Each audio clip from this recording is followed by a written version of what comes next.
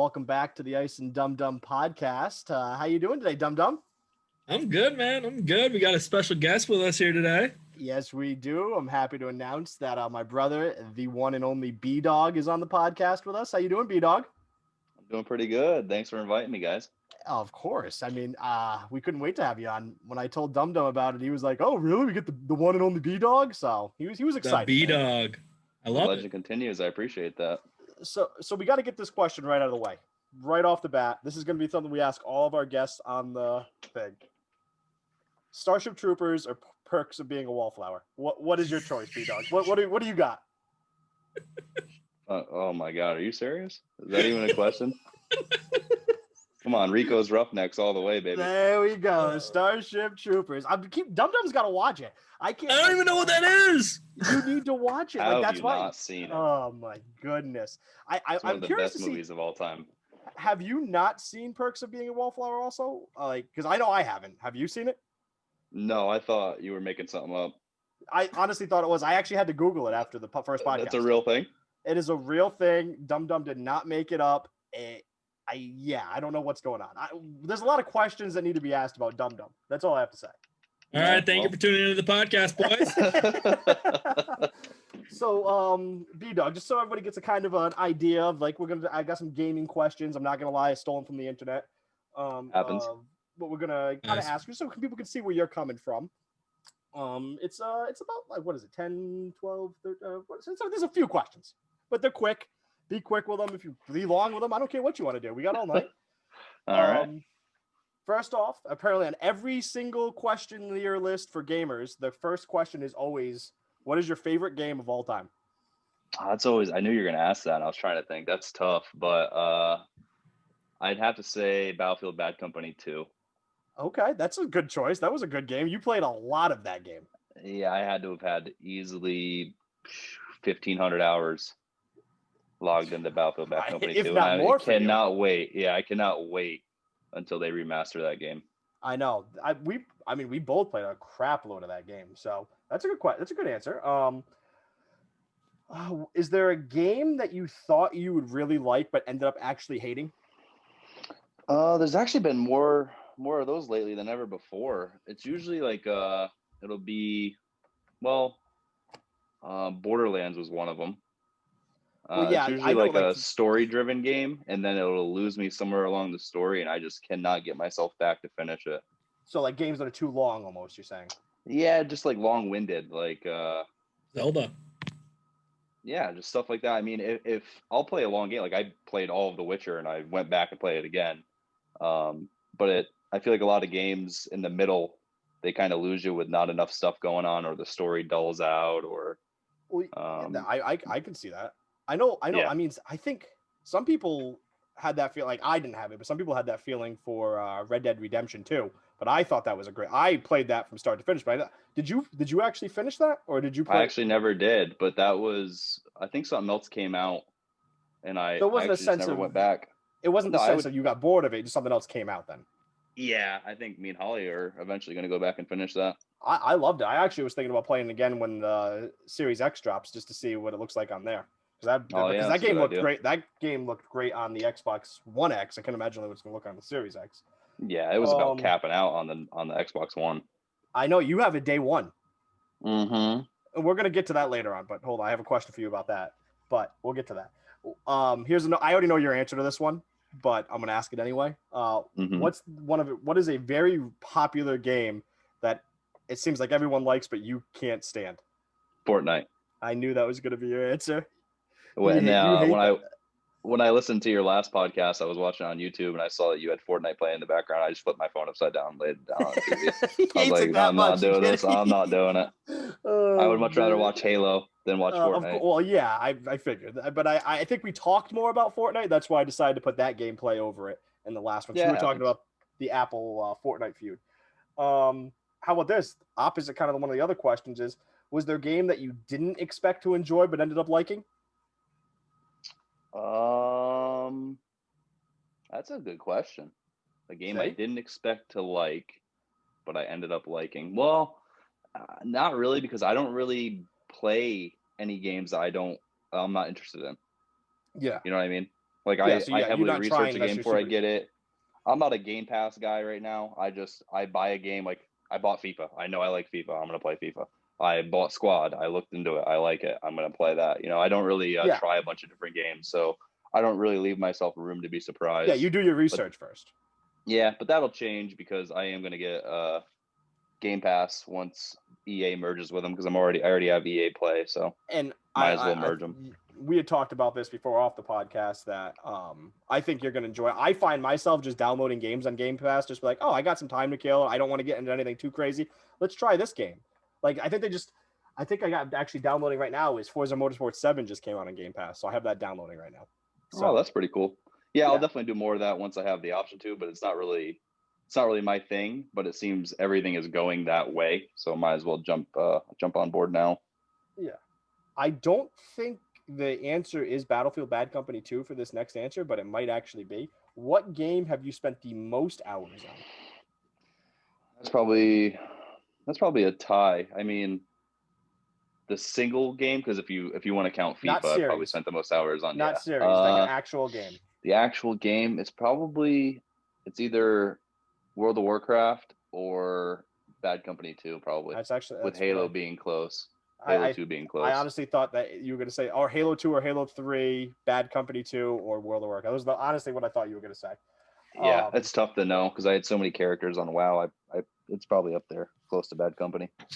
Let's see. What games are you playing right now? Like, what are your go-tos right now? Oh, well, I just got FIFA 21, so I've been playing quite a bit of that. I play a lot of Squad on the PC. They just had a big update for that as well. I was playing WoW Classic for a little bit, but everybody else that I knew that went back and started playing WoW Classic kind of stopped playing, so lost my steam on there. I was playing the new UFC for a little bit, but they wrecked that game. What a disappointment that was. They did? It's just I only played it that couple times with you. It got to the point where they even put Amazon, like, the show The Boys. Yeah. There's advertisements for that, real advertisements for that in between rounds. It's getting crazy. But the gameplay's terrible. So it was such a money grab. It was so unfortunate. The career was cool, but so pretty much just FIFA. Been playing some Halo recently with you guys and Squad, pretty much. I know, a little nostalgic with the Halo. We used to play a lot of that. Yeah, I was just playing right before this podcast started. Yeah. Come on, how could you not play? Halo's it's I know, I don't want to pump the game up, but what is there a game that you would consider to have the best storyline of any other game? The Witcher. Witcher? That's your top? Yeah, Witcher 3 for sure. That's my top 3 games of all time. This is I'm not like a beat a game and go back kind of guy. I'm not a read the book twice kind of guy, but I went back and played Witcher again. Yeah. I love that game. And I mean, so that means you're excited for Cyberpunk. I'm very excited for Cyberpunk. Yeah, because you don't usually get yourself hyped up on games anymore, but it sounds like from our conversations, you are excited for Cyberpunk. Yeah, I love CD Projekt Red. I think they make a badass game. Just based off the Witcher games. Exactly. You can't go wrong. And Keanu Reeves is in it, so. And come on, that's my man, Keanu. Mm-hmm. Okay, here's a cool kind of question. It could be any RPG, but I guess we're based off kind of a World of Warcraft thing. What's your favorite class to play in a game? Warrior, Mage, or Rogue? Warrior, Mage, or Rogue? I'd have to say Warrior out of those 3 options. Okay. All right. I mean, I like getting up close and personal. I like getting down and dirty with it. I'm not really sit back and cast fireballs kind of guy. Oh, I like it. That's how I am. That's how I get down too with those kind of games. Mm-hmm. Yeah. Dum. What about you? What are you? I like both. I mean, everyone starts off as a warrior, but the more you progress, I like mage the most because they have the most DPS usually out of all the classes. Okay. All right. That's a good point. Yep. All right. This could be for all of us actually. Do you prefer co-op or single player storyline games? Start with you, Bdog. Well, I feel like with single player games, there's more of them. Like single player story driven games, there's a lot more of them. and they usually have a way bigger budget from the studio that's developing them. Sure. But if I forget the name of my favorite co-op story-driven game was like an indie game that came out on, I don't know what it originally came out on, but it was on the Xbox. And essentially you each play a partner and you go through, it's like a way out. Yep, that's the one. That is probably my favorite co-op experience I've ever had. That was a good game. That was a fun one. Oh my God, yeah. What about you, Dum Dum? I like them both. I mean, single player games are fun, but I think co-op games I'll give them the slight edge because, playing a game with your friends and you're talking, it's a little bit more enjoyable experience. I mean, I like a good story. I would prefer if you could play the story co-op. I mean, growing up, Bdog and myself, we played a lot of co-op games. So, I mean, we're always looking for something co-op. Like, that's good. That's going to feel that. And actually, it's one of the topics later on that we're going to talk about. So I don't want to spend too much time on co-op stuff right now. But yeah, I'd have to go with co-op over single player. But I mean, nothing wrong with single player. I play them all the time. No, single player is definitely good. There's definitely a lot of single player games that have absolutely amazing storylines. Like BioShock, probably one of the best single player games I've ever played. A lot of people love BioShock. I've actually never played it. Me either. It's a phenomenal series. A lot of people always tell me, I don't know how you haven't played that. I was gonna buy it because all were on, like, the whole trilogy was on sale the other day, like, or maybe it was a month ago now, for not too much, and I was like, maybe I should get it, but I didn't. You should give it a shot. All right, here we go. All of us start with Bdog. Longest time in one sitting ever playing a video game. Oh, dude, I don't even know. I really don't even know. It's got to be just overwhelmed him. Like one time, like just staying on and playing and like not going to sleep, like before you go to sleep type deal. Yeah. Oh, dude, like 28 hours or something stupid. Was it World of Warcraft? Be up there. It very well could have been. Yeah, definitely. What about you? I've done it for multiple games. Yeah, I think I'd have to say most launch days for big games. I would say I'd probably pull like a good 24-hour don't stop unless you get a little snack in here, go to the bathroom. Like, that's what I'm saying. Yeah, refreshments. Yeah, Dum Dum. This is definitely hands down Call of Duty, the first zombies that came out. You played that for a while?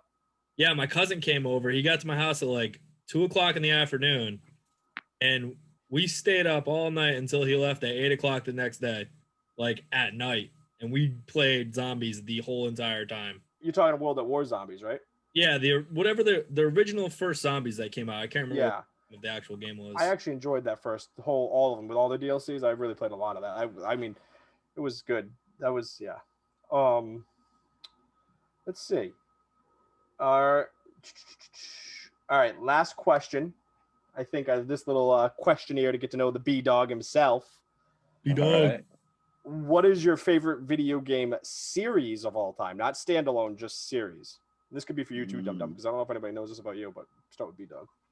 That's tough because, sports games and like shooters and stuff are such different experiences, but I'll just go off amount of hours logged and I'll have to say FIFA. The FIFA series for sure. Yeah, I've been playing since 2009, I think. And I've only missed one, and that was last year's FIFA 20 because I played PES 20 instead, but I'm back on the train now, so I'd say FIFA. That's fair. That's a fair one. Maddie? What? Just go. I mean, there's a lot of good series. BioShock, Borderlands, Elder Scrolls, Fable. It's number one. It's not let's just list off series here. It's pick favorite series of all time. To pick one, the one that I've probably put the most hours in is honestly probably Fable. I've played all the Fables multiple times, and I'm excited for the new one. Yeah, for sure. It's just a great series. I love the humor in that game. Yeah, I like buying properties and charging a lot so the townspeople hate me. It's the best. I mean, that's just like real life. Yeah, slumlords. Yeah, that's what it is. You can't pay your rent, dude. Get out. Later. Someone else will. Yep. That was okay. All right, and we asked this question I think last week on the podcast. I know your answer already, but or do you? I do. Will you play a game if you don't like the graphics? Like I know, like you like more of a realistic game. So case in point, I was going to say it earlier when you said Borderlands. Like Borderlands was actually a good game and it was right up your alley, but I think the graphic style is what turned you away from that game mostly, right? Yeah, I mean, I can do a lot of different types of graphics. I prefer as realistic as possible. But Borderlands was just a little too funky for me. I tried playing it a couple times and I just could not get into it. Yeah, I knew that. And I said it because I knew playing that game. I was like, oh, this is right up his alley. But like I said, you didn't, it did not excite you to see the graphics looking like that. No. I Because was that was a game where you decided, even though the gameplay would be something you like, graphics turned you off. Yeah, that's fair to say. Yeah, and that's because we were talking about graphics versus gameplay last week, and I think I had even mentioned I knew a couple games that had turned you off. All right, so let's talk about the next console generation. I know you're getting an Xbox. You ended up scoring. What did you score from? Where did you get it from? I got mine from Microsoft, actually. You ended up getting yours from Microsoft. So are you excited? I mean, I know so a little more about you is you recently switched pretty much from console gaming to PC gaming in the sense of you come back to the console for your sports games and a few, like you play Halo and stuff. Yeah, that's about it. Like besides that, you pretty much made the full switch to PC. Yeah, well, if you remember back in the day, I also was quite into PC with Counter-Strike and, WoW. And I played a couple other games, Battlefield 2142. I was going to say that. Actually, it's on my list to talk to you about that because that's one of my all-times for sure. But for the longest time, when I was stationed in Alaska and stuff, it was just easier to have an Xbox. Having a PC and paying usage on internet was not something that was very feasible.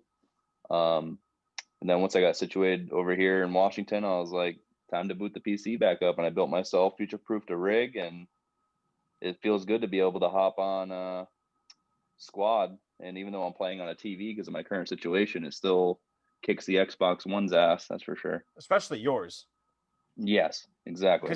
Because like he has a day one, like legitimately day one. It was a hassle to get to because you were in the military at the time in Alaska and you got it shipped to you and it ended up on someone else's doorstep, right? Yeah, there was a whole bunch of stuff going on with it. They wouldn't deliver it to my barracks, and then they wouldn't hold it. They just kept trying to deliver it, and they were going to send it back. And eventually, I sent Mom onto the case because I was still working, and she got him. I don't know what she did, but she got him to hold it at the UPS place, and that was pretty sweet. It's like 2 weeks late though. Everybody else is playing. I'm still on my 360. I know you hated it. I remember that. Yeah, I was bummed. I have to admit though, I am impressed. Your Xbox One, it has to. I mean, like you have legitimately not upgraded since that, and you played up until last year. You got your computer. You played the crap out of your Xbox One. Like that thing has got some hours in it. That thing's still kicking. Yeah, she's still running. I mean, she has a couple hiccups every now and then, but what do you expect? How long ago did the Xbox One come out? 6 years ago? I think it was 2013. Yeah, so it's been out for a grip, and only thing I've ever done to it was hook up an external hard drive, a terabyte, and I'm still kicking. In the grand scheme of things, that Xbox doesn't owe anybody anything. Like that thing did its job for you for a long time. For sure, and it probably will keep running. Oh, it probably will. I mean, it'll be my Netflix machine. That's the. I don't know. You might want to use your Xbox Series X for that because that thing's going to be playing in 4K. Yeah, but I don't have a 4K TV. Oh, that's right. But you, so I'm due for an upgrade. You are due for an upgrade. So now, with the Xbox Series X? Now this is going to rival your computer. So I don't know if it's going to rival it, but it'll definitely kick my Xbox One's butt. Oh, it's gonna. Yeah, it's. I mean, even going from the X, which you have the X, right, Dum Dum?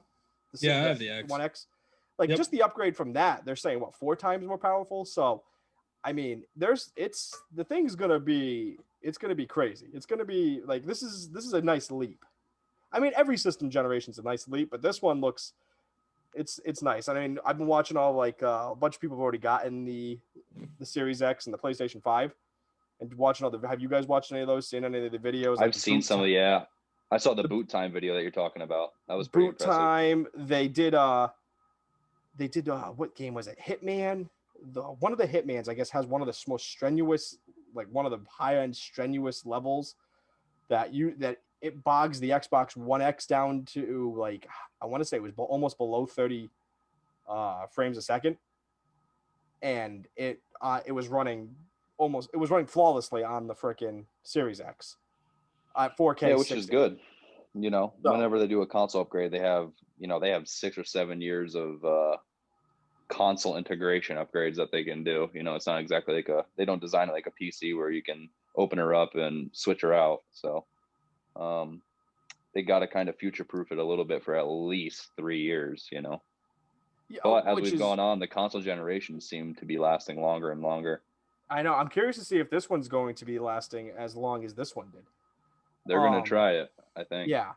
Well, I think they're just, especially with the Xbox, they're just gonna they're probably gonna do like a Series Z that's gonna be freaking 8K capable. Now, did either of you guys see? I mean, this was a rumor a while ago, but I actually was, I forgot where I saw it. It might have been just one of the YouTube people I check out. The rumor about the Switch Pro. No, I have not heard. I didn't see a rumor about it, but I did hear they're coming out with like a new Switch generation at some point next year. Yeah, so that's what he was saying. He doesn't know if it's gonna be a Switch Pro, or like it's a brand new generation of Switch. But apparently, somebody like spilled the beans. Some big European website like made a listing for it, like accidentally, and it's down now. But in the video, he has it up and he's showing it and stuff like that. And then he showed how it's down now. But I think that'd be pretty cool. I mean, a Switch doing 4K. Oh, is that what they're toting? That's supposed to be the big deal? That's supposedly going to be the big deal. It's going to run like faster. They said it's going to be what they're assuming it's going to be. It's going to be as powerful as the Xbox One X this generation is. Is it going to be 4K and handheld? Yeah, that's what it sounds like. Wow, that's impressive. So I'm curious to see how much that's going to cost, though. Probably 400, 500, I'd guess. What do you think, Dum Dum? I just don't see why you need a Nintendo Switch that powerful. I mean, like some people only Nintendo game. Yeah. Yeah, but I mean, like Nintendo's a huge niche market. Yeah, for sure. But how big are these games? Like how, like, I mean, what even games are on Switch? Like Zelda, Mario, all that crap. What games are you gonna need that? The Witcher's coming out for it. The Witcher's already on it. Oh, The Witcher's out for it. There was another big game. What was it? I thought it was The Witcher. There's some other big game that's coming out for that, because he was saying in the video that he's like, oh, that'd be cool to play that on there when that comes out. I can't remember what it was, but I think you're kind of thinking of it wrong, because right now the Switch is almost limited by its power, whereas if they do make a more powerful Switch, they'll be able to bring bigger games in better graphics and better, third-party ones. They'll be able to really launch some cool other platform games on it, cross-platform games. Yeah, I'm impressed they got The Witcher on there. Have you played it on there? Got it. No, one of my coworkers got it, and because I was telling about it for the longest time, then he only has a Switch, and when it came out for the Switch, he got it, and he was obsessed with it. And he said he plays his on the TV, which I only play mine handheld. Yeah, but he said it was really good. Huh. Interesting. Yeah, he said it ran smooth, and the graphics were decent. Yeah, I mean, what do you expect? It's a Switch. Exactly. It's good for what it does. It's a high-powered Game Boy, essentially. Mm-hmm. I feel like the Switch is like so much more oriented towards like family games. You know what I mean? I don't feel like it's oriented. That's Nintendo, not necessarily the Switch. Yeah, Nintendo in general is just. I feel like all these games like Cyberpunk and stuff. Like, why would anyone want to play that on the Switch? Like stuff like if it's that big. Because like think about it like this: if you could play Cyberpunk on the Switch in 4K, you're going on a long road trip with your family, especially for a younger generation. That sounds terrible. You put the road trip or playing it on the Switch? The road trip. Oh, you going on it, and then you got the freaking you got the Switch. You're playing Cyberpunk in the back seat. Your other brother's playing Cyberpunk over on his side and his Switch. Mom and dad are fighting in the front. It's the perfect road trip. That's America right there. Mom and dad were both playing their Switches too. While they're driving? Yeah. That's I guess. I mean, if you think about it like that for convenience sake, sure. But I feel like if you want to get the whole experience out of a game that's like super big like that, then you need to like sit down in front of a TV or a PC or something. Okay, that's fair. That's not a bad response to it, I guess. But I mean, it's the convenience factor. Oh, for sure. Yeah, it's the portability is what it is. I mean, like right now, my Switch is mostly used like if I'm sitting on the couch with the wife and she's watching some show that I have zero interest in, I grab the Switch. Yeah, that's what it's for. Reasonable. You know what I mean? Like you just got the Switch, you're playing whatever. Right now, I've been playing Roller Coaster Tycoon on it because that came out. So, wait, like a new one? No, it was 3, but remastered. That's still fun. Those are good games. Oh, it is. It took a little getting used to with the controls because you got to like left bumper and right bumper for like extra features and stuff. But once I got used to it, it's no big problem. All I know is they better make another Mario Baseball for the Switch. That game was one of my favorites of all time. That's great. Super Sluggers on GameCube. That's great. So now, Dum Dum, you do a little bit of PC gaming still, right? Or you used to PC game? I mean, I still do. I don't hardcore PC game. I haven't played World of Warcraft in a little bit, but I still play RuneScape. I mean, a couple times a week at least. See, now, like, so for someone like you like playing like the Fortnite and stuff like that, Rocket Leagues, blah, blah, blah. So console's good for you, but like with Bdog, he likes his realistic shooters. So there's not a lot of those on the consoles. There's no game that's remotely close to Squad on any console. Like his go-to before, as you guys have heard, was Battlefield, not Battlefront, that's Star Wars. And that you did. Like I said, you did like that game, and you probably still do like that game. And I'm sure if they came out with another one, you'd probably buy it. Yeah, absolutely. But I'd buy it for PC. You have you play Squad, you play Tarkov, and was there a third one you were playing for a little while? There's a game called Scum that I kind of dabble with every now and then. It's like a survival-esque game. Yeah, I was watching you play that on there before. Yeah, it's kind of a fun one. Pretty graphic, but fun. I played it at PAX East the year it was coming out. And not being much of a computer player, you can imagine how that went for me. Yeah, I haven't really been playing any Tarkov. I haven't played this whole wipe because I just cannot keep up with COVID Tarkov. Yeah, because everyone's home and you're at work. Exactly, and it's a looter shooter, and I don't have time to loot. So I'm just getting slapped. I played once, and I was like, I'm not doing it. Yep, I ain't doing it. I can't kill these guys that are running around like tanks. So that's one of the things that sucks with everybody being home, especially in looter shooters like that. Like, no, my God, it's impossible. Yeah, it's impossible. So with that being said, we were talking about earlier, co-op gaming. Now, I feel like co-op gaming has taken such like a back seat in the past, like I'd even call it, I want to say decade. It's probably less than decade. It probably just feels like it's been a decade. But finding a good co-op game to play, I feel like has become so hard since everything's focused so much on let's play online, let's make sure we have a battle royale in our game, and we'll put a short story into the game. And oh well, we forgot co-op feature. I feel you're talking about like couch co-op. Couch, and even I'm okay with even over the internet as long as you can sit there. Couch co-op games are like, so I was looking for a couch co-op. It's ridiculous. I was looking for a good couch co-op game that we all could play if like people were over the house. And you know how hard it is to find one that either hasn't been already played or is actually a good looking game. The only one that comes to mind, me and Holly played, it's Lovers in a Dangerous Space Time. That is the best couch co-op game I've played. Like you said, in a decade. It's the only one I think I've played in a decade.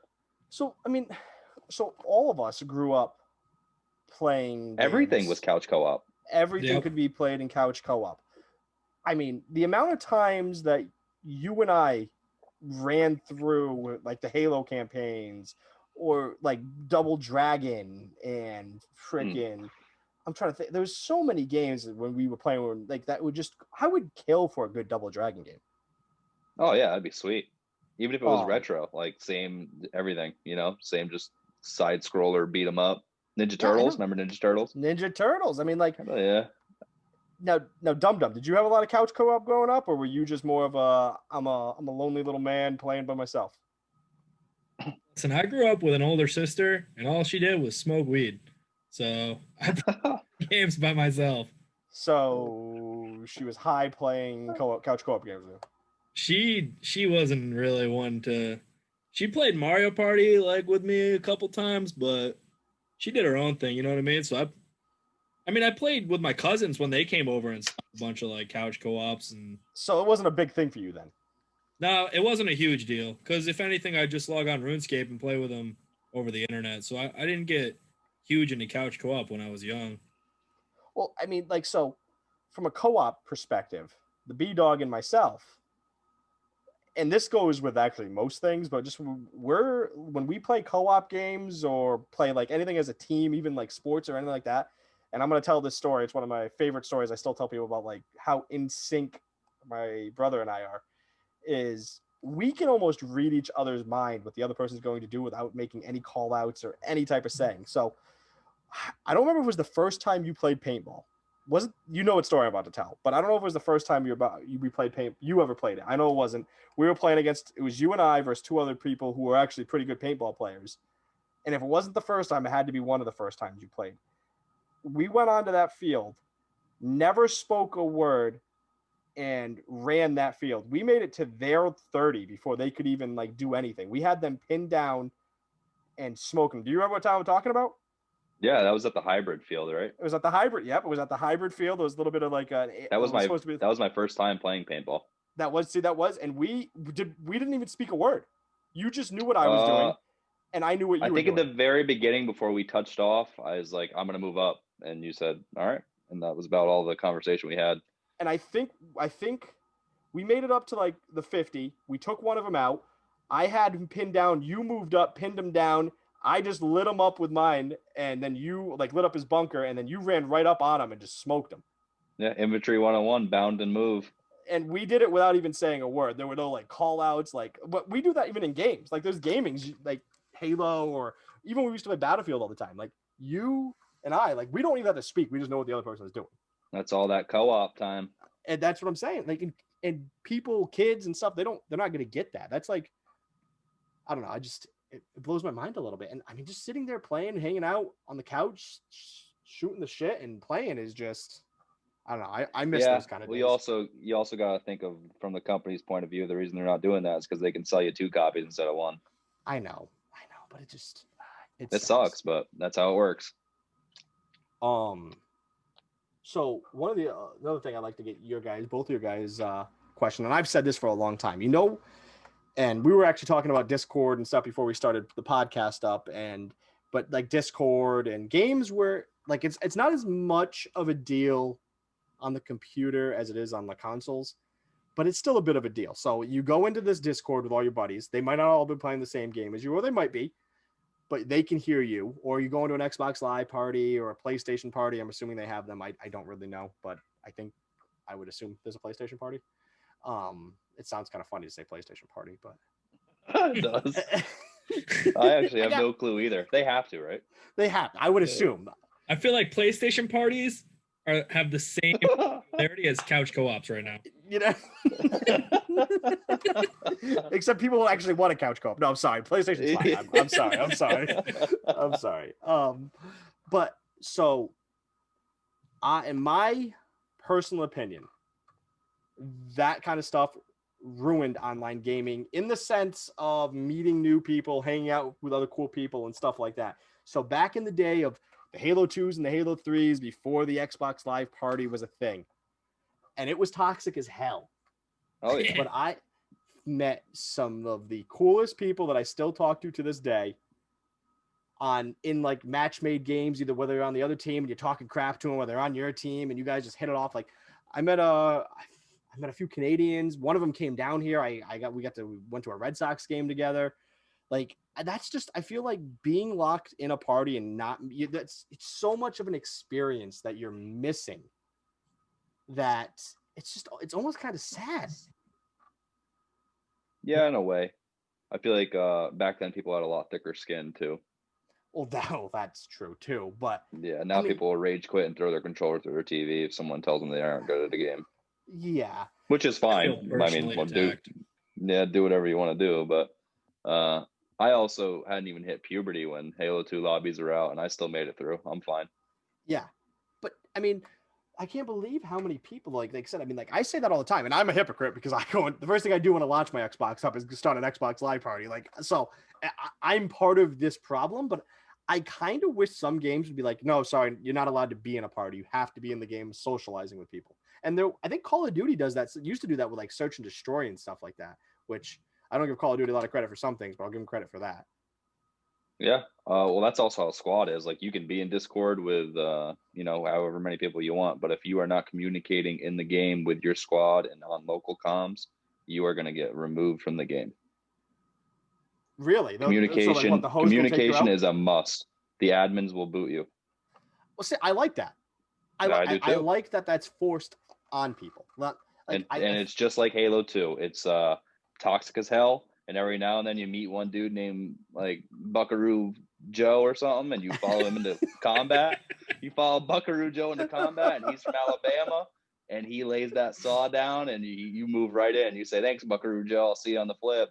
And you will run into him again in another lobby, and he'll be driving a truck or something.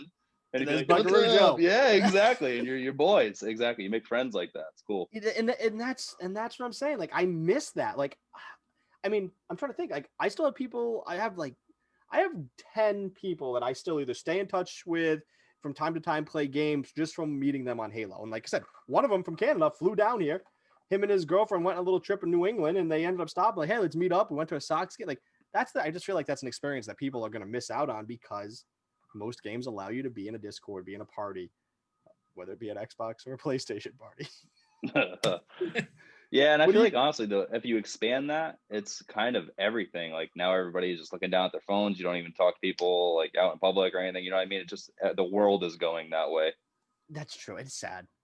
You're missing so much social interaction, so many good conversations, so many laughs that you're gonna miss. Just how many parties, how many games you probably played, all of us, the three of us, where you're in an Xbox Live party with your current friends, but you probably was somebody in that game with you that you probably would have really hit it off with. You guys probably would have had a hell of a time, and it never happened. Yeah, because they're in a party too. I could have met my future wife by now. You could have. Sad. What do you think about it? What do you think about it, Dum Dum? I mean, what's your take on this? I mean, you're a little younger too, so. What you're trying to say is like what you want people to be forced to use game chat? I mean, the word forced I don't like using. Let's just say strongly suggested. So you want everyone to use game chat in all games now? No, that's where like it's so convenient being able to talk to. Like one of our buddies plays Fallout all the time, and we just talk to him because he's playing Fallout all the time, and he's not making any other friends. So if we were game chat, we would be able to talk to him. But I miss being, and it forced people to play the same game too. Like, oh, if I want to talk to Dum Dum today and he's playing Halo, I'm gonna go play Halo. Or if I want to talk to Bdog, and Bdog's mowing people down with a saw on Squad, I guess I got to go on the PC and play Squad with Bdog and see what kind of trouble we can get into. Or if Xbox wants to, partner up with Discord, you could hop in that way and cross-platform, which would be very cool. And that is something that I kind of do hope. Because I know Squad's not really your type of game, No, I mean, would I play it if I had would I play it? Probably. Would I enjoy it as much as I enjoy Halo? No, I mean, no. But I mean, that's like, and I have nothing against it. I like the realistic shooters. I mean, and again, it's not as realistic what you're playing. I got quite a few hours of Battlefield in my belt too. So, I mean, I mean, I don't know. It's part of the gaming that I miss is that I miss that little banter back and forth. I don't know. Just so you know. Oh, sorry, Matt. Go ahead. No, I don't know how many times I must have got muted or banned for 3 or 4 days or whatever from playing Modern Warfare 2 back in the day.